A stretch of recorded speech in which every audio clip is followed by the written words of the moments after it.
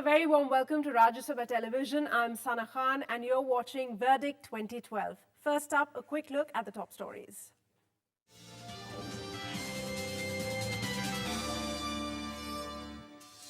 Sonia Gandhi tears into Narendra Modi's claims of development, says his government has done nothing for the poor.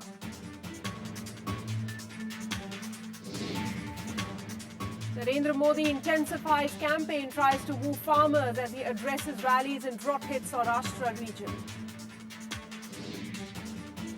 And Surat's famed textile units fight battle for survival. Problems of textile workers emerge as a major poll issue.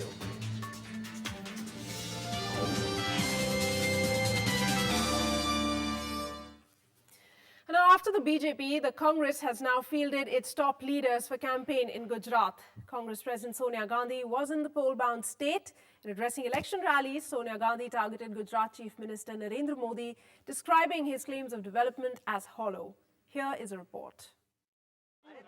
Sonia Gandhi kicked off her election campaign in Gujarat with rallies in Surat and Junagadh and Mandvi in the Saurashtra region. The Congress president tore into Narendra Modi's claim on development, accusing the state government of completely ignoring the welfare of the poor. She wondered where the central funds had vanished. Addressing a gathering in Surat, Sonia said the Congress will fulfill all the promises made to the people.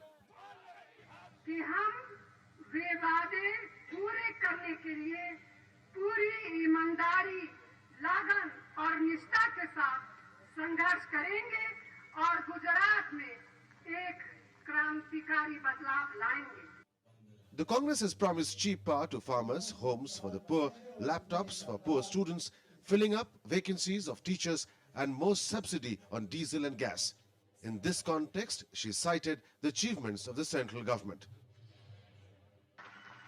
दक्षिण गुजरात में कृषि और औद्योगिक विकास की नींव किसने डाली थी? कांग्रेस पार्टी ने डाली थी. कांग्रेस की सरकारों ने इन इलाकों में लघु उद्योगों की स्थापना की, जिससे लोगों को रोजगार मिला. हमारी यूपीए सरकार ने इसलिए सभी राज्यों को बिना किसी भेदभाव के हजारों करोड़ दिए हैं. आपके गुजरात को भी दिए, लेकिन उन पैसों का इस्तेमाल पता नहीं कहाँ किया गया है. गुजरात की मौजूदा सरकार को गरीब और आम आदमी के प्रति कोई दिलचस्पी नहीं है. The Congress president said the state government had failed in almost every field and even people didn't feel secure. She accused the Modi government of not standing by the Aam Aadmi. कानून व्यवस्था की दिशा वो भी बदहालत है. और ये सब क्यों है? ये सब ऐसा है. मैं समझती हूँ कि अगर यहाँ की सरकार का ध्यान सचमुच आपकी समस्याओं और आपकी मुश्किलों पर होता, तो ऐसा कभी नहीं होता. The Congress chief said the UPA government had waived off loans to the debt-ridden farmers, but their condition in Gujarat has not changed because of the anti-people policies pursued by the BJP government. Addressing a rally in Junagadh, she said despite initiative by people to set up small-scale industries, the state government had done nothing. Congress सरकारों ने ही लघु उद्योग की स्थापना में मदद की.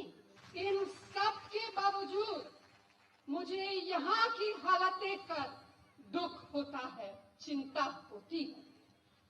गुजरात के किसान राज्य की भाजपा सरकार के अन्याय के सबसे बड़े शिकार हुए हैं. Sonia had virtually kicked off the campaign with a farmers' rally in Rajkot, but that was a few days before the polls were notified.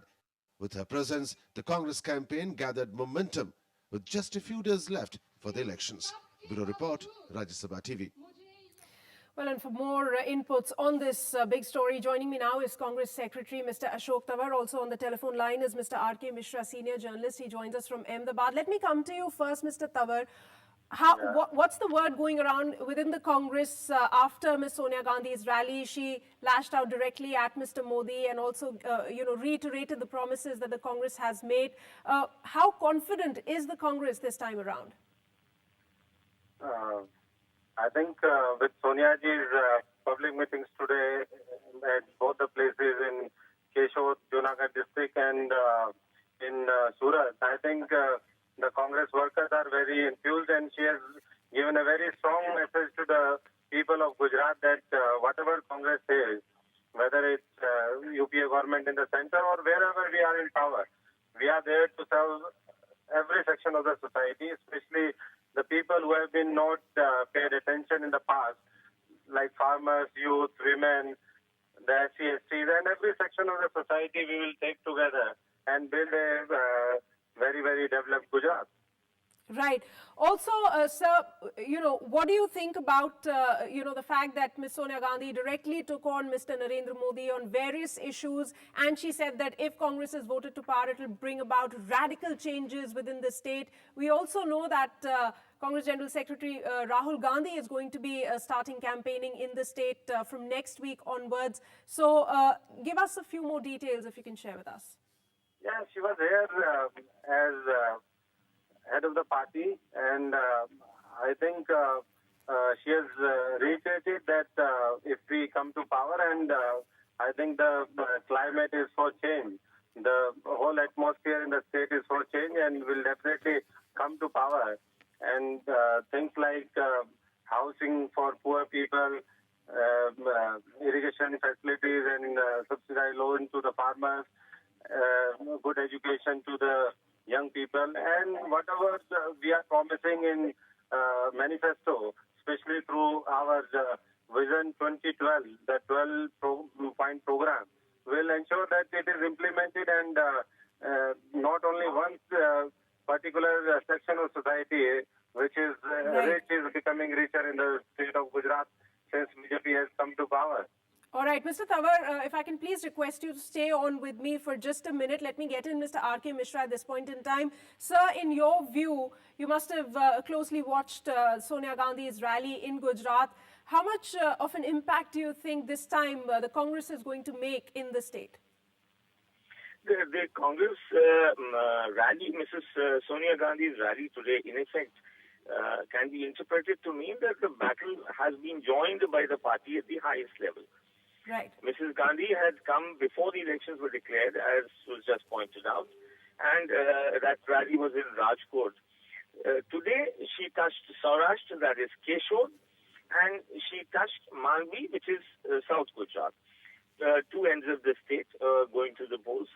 And the message that generally comes through is that she's giving an assurance to the people that the Congress means business if elected to power, and she is taking on Mr. Narendra Modi, because Mr. Modi is the politics of aggression. Right. He has been, for example, yesterday in a meeting, he was ridiculing the Congress president and others, saying she has been preparing, she's disturbed, and for the last 10 days has been preparing her speech before coming to Gujarat, and right. Mr. Manmohan Singh should do his homework, whatever, etc., etc. The idea is that in his style of aggressivism, the battle is joined by Mrs. Gandhi coming here and assuring the voter. Absolutely. Mr. Mishra, do stay on with us. I'm going to come back to you regarding Mr. Modi's rally as well in Gujarat later on. But my final question now to Mr. Tawar.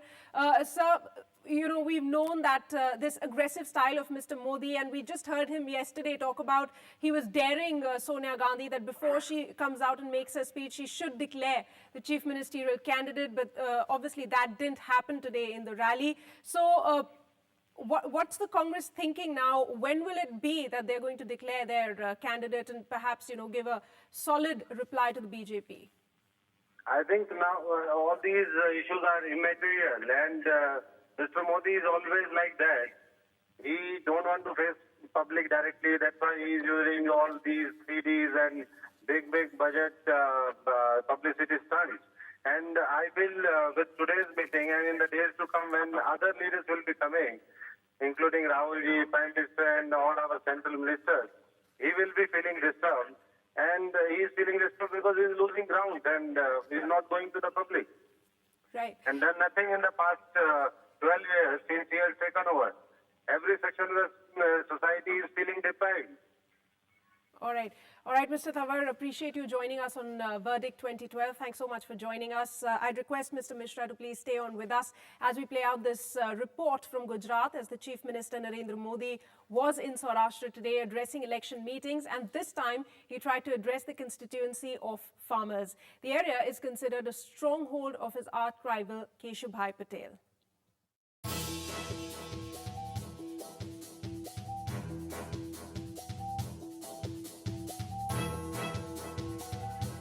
On Friday, Gujarat Chief Minister Narendra Modi was in Saurashtra trying to woo voters with just a few days left for the first phase of polling in the state.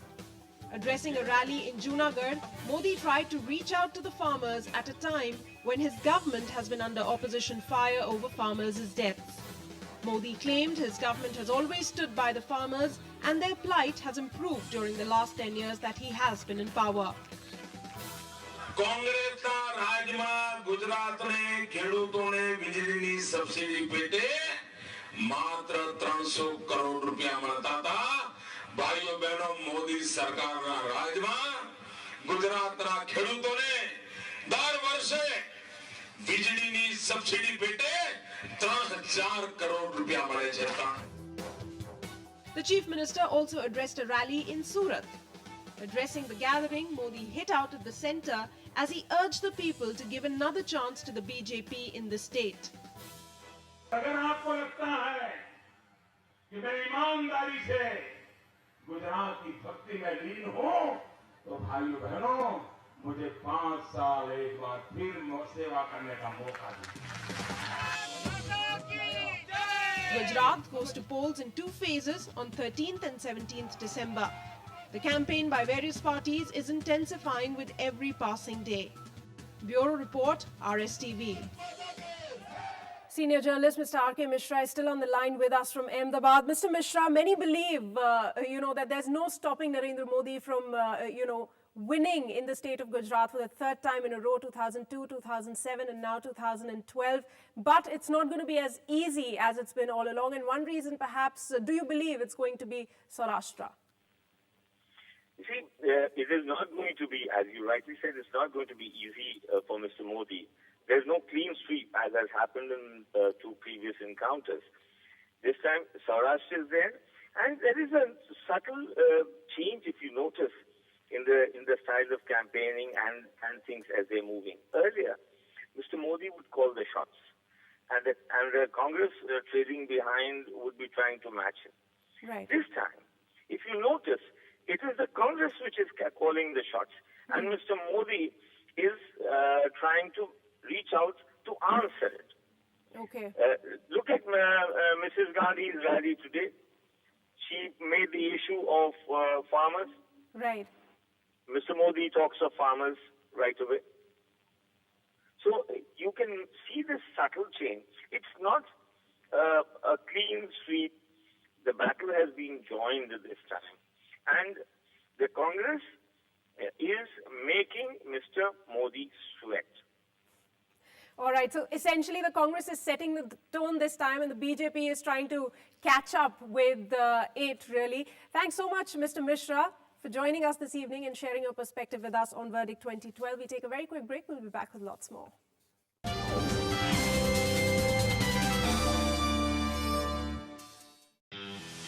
Hello and welcome to State of the Economy, a show that connects you with the prominent policymakers and thinkers. Basically begin to focus on democratization of information. Is doing a better job on the revenue front. Trust begets trust, and you have to do it step by step, brick by brick. Economy is something which cannot grow with a non-functional government. But now again, apparently real estate prices are booming because that's where a lot of money laundering is taking place. Aadhaar becomes a financial address. State of the Economy, only on Rajya Sabha television.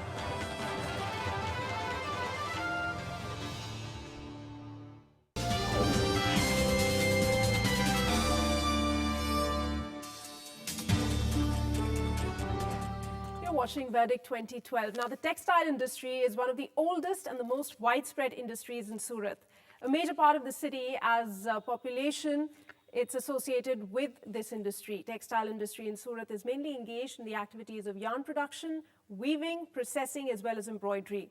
Take a look at the textile hub of Gujarat. Mills are open. Demand for textile is as robust as ever. But there is no one to work on the mill. About 10 lakh of the labourers in the country's biggest textile hub are from the northern part of India. These migrant labourers have gone to their native places for the Diwali vacation and Chhath Puja and are not back yet. This has created a huge cut-off in the textile production. Diwali का position, Eid का position, सब त्योहार आ गया तो सब जगह थोड़ा मंदी है। कारीगर लोग सब मुल्क चले गए ले, कभी कारखाने सब बंद है, सब मशीनें बंद है, सब टेक्सटाइल मार्केट में सब मंदी चल रही है। कापड़ बाजार में मंदी चल रही है। दिवाली के बाद जो कारीगर गए हुए हैं वो अभी तक आए नहीं है, क्योंकि मंदी का माहौल इतना है और गुजरात सरकार से जो सहाय मिलनी चाहिए वो मिल नहीं रही है। Surat is known internationally for its textile industry. The sector is dependent on the workers, 90% of whom are migrants from other states. The delay in their return seems to have crippled the industry. Retaining the workers is the biggest challenge facing mill owners. Many of the textile workers do not return after vacations as they get work opportunities in their native place through various government schemes. Industry representatives feel that unless incentives are provided to the workers, the challenge will persist. Labour है या migrant labour ज्यादा है, उनको टिकाए रखने के लिए हमें उनके लिए वेलफेयर स्कीम्स सरकार के साथ और इंडस्ट्री के साथ मिलकर लानी पड़ेगी, ताकि जो यहाँ आने वाले आदमी हैं वो यहाँ पे टिक कर रहे, उनको अच्छी फैसिलिटी मिले। अदरवाइज आज सभी दूसरे राज्यों में जहाँ से लेबर आती, खास विशेषकर बिहार, तो वहाँ विकास हो रहा है और माइग्रेंट जो यहाँ ज्यादा था अब धीरे धीरे कम हुआ है। In order to tackle the problem and facilitate uninterrupted production, several weaving and embroidery factories as well as textile units have started providing incentives to the migrant workers such as festival bonus, free food and accommodation. But once again, Surat will witness a similar crisis during the next big festival, Holi. Bureau Report, Rajya Sabha TV. Another report from Surat now. Our correspondent spoke to the traders and workers engaged in the Surat's textile industry on the problems that they're facing. Have a look.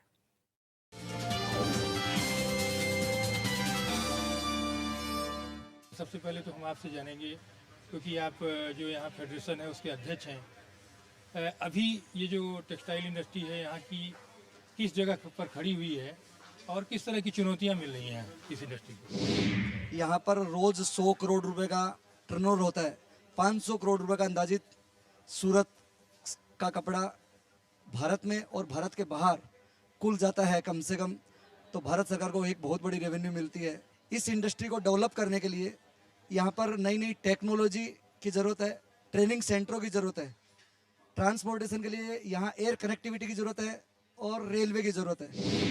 तो ये कहा जा रहा है कि जो बिहार में मनरेगा वगैरह के लागू होने के बाद लेबर फोर्स मिलनी कुछ कम हुई है, क्या ऐसी बात सही है?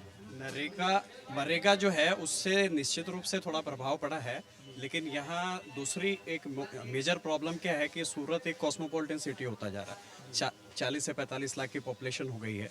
कॉस्ट ऑफ लिविंग इतनी हाई हो गई है कि आम आदमी के लिए दिक्कत है, मतलब उनकी उसकी मान लीजिए ज़रूरतें पूरी नहीं होती है, तो एक जो लेबर है वो अपने मीन्स एंड एंड्स को मैच नहीं कर पाता है। ये जो लेबर प्रॉब्लम है उसमें बिगेस्ट प्रॉब्लम ये है कि उनको रहने की सुविधा नहीं है प्रॉपर वे में, या अगर है भी तो इट इज़ वेरी एक्सपेंसिव। मान लीजिए कोई लेबर अगर 3000 4000 की जॉब कर रहा है या 5000 की, तो उसका एक सब्सटेंशियल चंक उसमें सैलरी का पार्ट जो है वो रेसिडेंशियल में चला जाता है। तो सेंट्रल गवर्नमेंट या स्टेट गवर्नमेंट जिसके अंतर्गत भी ये शहरी विकास वगैरह आता है, उनको ये देखना चाहिए कि भाई अगर सूरत का भविष्य हम देखते हैं 10 साल 20 साल में, जैसा कि प्रोजेक्शन दिया जाता है कि 2020 तक यहाँ की आबादी 1 करोड़ हो जाएगी।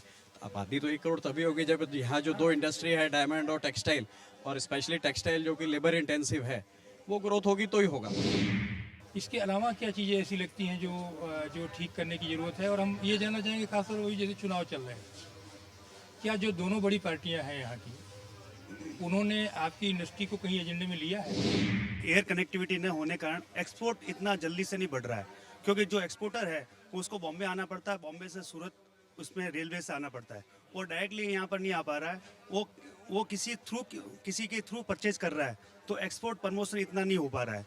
यदि सेंट्रल गवर्नमेंट से मैं ये उम्मीद करता हूँ कि वो इंटरनेशनल एयर कनेक्टिविटी और डोमेस्टिक एयर कनेक्टिविटी को बढ़ावे, जिससे एक्सपोर्ट यहाँ का बढ़े।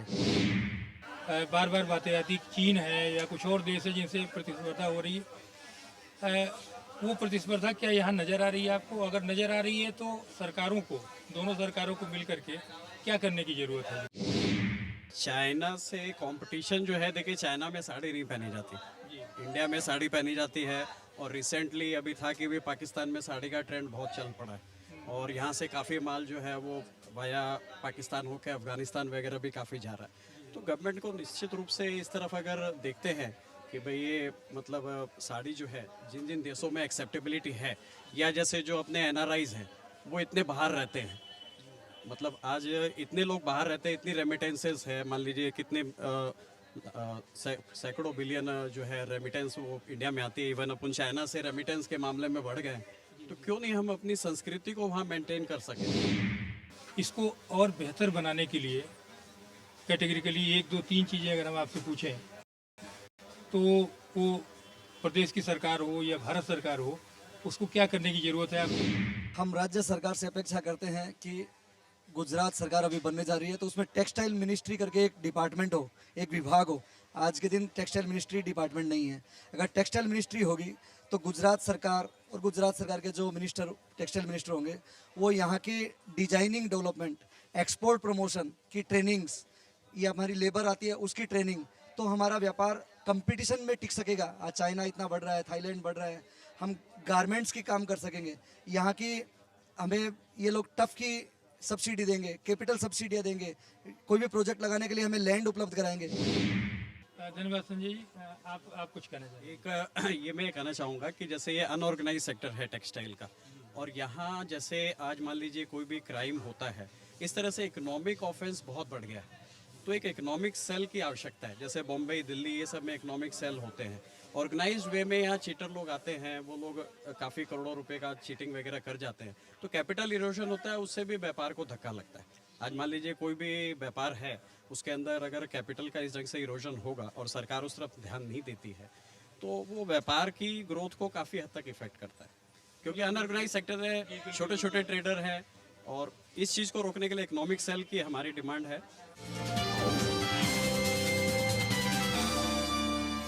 Time for another short break on Verdict 2012. We'll be right back.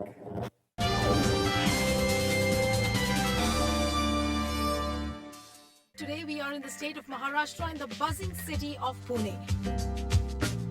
Today our guest is a BJP Rajya Sabha Member of Parliament. Welcome Prakash Javadekar on It's My Life.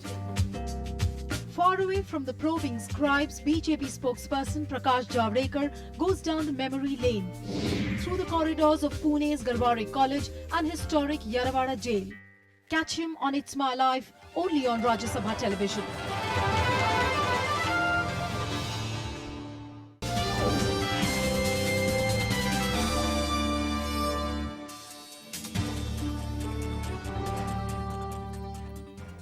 Welcome back. In focus today is on Jamnagar. Called the jewel of Kathiawar, Jamnagar is on the coast of the Gulf of Kutch in Gujarat.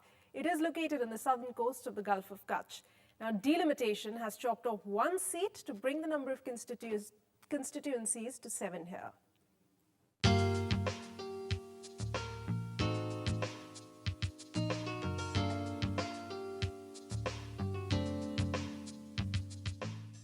An erstwhile princely state, Jamnagar is today known as Oil City because the world's biggest oil refinery is located here. Several large Indian companies have their production facilities in the district. Earlier, it was known as the Brass City as it housed more than 5,000 large-scale and 10,000 small-scale units manufacturing brass items. But more than 56% of the district is rural. Due to its strategic location, Jamnagar has base stations of all 3 wings of defence. Indian Air Force, Indian Army and the Indian Navy all have their training and big bases. Delimitation reduced the number of constituencies to 7 from the earlier 8. The seats are Kalawar, Jamnagar Rural, Jamnagar North, Jamnagar South, Jamjodhpur, Khambalia and Dwarka. Earlier, Jamnagar Rural was reserved for SCs, but now it is an open seat. Kalawar has now become reserved from open.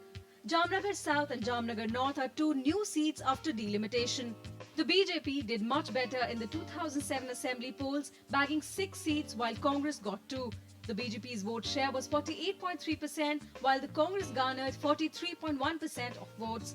But in the last Lok Sabha elections, the Congress improved its performance to lead in 3 seats with a vote share of 47% as compared to BJP's 43%. The main poll issues in the district are lack of government hospitals or schools, huge irregularities in the supply of electricity, demand of tube wells by the farmers for irrigation, and demand of road construction in Khambalia, Hawai Chowk and Central Bank Road, which have been pending for the last 10 years in Jamnagar North. The district will go to polls in the first phase on 13 December. Bureau Report, Rajya Sabha TV. With that, we've almost come to the end of the show today. We sign off from Verdict 2012, but as I go into a break, why don't you take a look at some of the other election-related stories. I'll be back tomorrow, same time. Good night.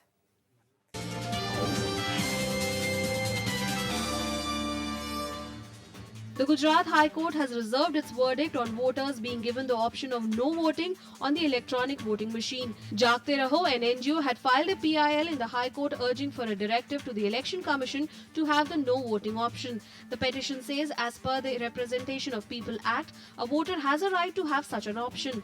But it said it called for filling up a form in presence of the presiding officer, which diluted the principle of secret ballot. A meeting attended by Rajasthan Chief Minister Ashok Gehlot in Naroda has run into controversy. A case has been filed calling it a violation of the Model Code of Conduct. On Wednesday, at a meeting organized by the Rajasthan Seva Samaj, Gehlot addressed migrants from Rajasthan. According to the complaint, the platform was used to seek support for the Congress during the elections. Congress can face problems in nearly 7 seats during the Gujarat elections. On these seats, party's candidates from the minority community are in the fray. These seats include Jamalpur, Daryapur, Vijalpur in Mahemdabad, Bhuj, Dandak and Vagra and are considered party's stronghold. But there was resentment among ticket aspirants after nominations were announced. Candidates from the minority community had asked for 12 seats this time, but they got 7 seats as was the case in 2007.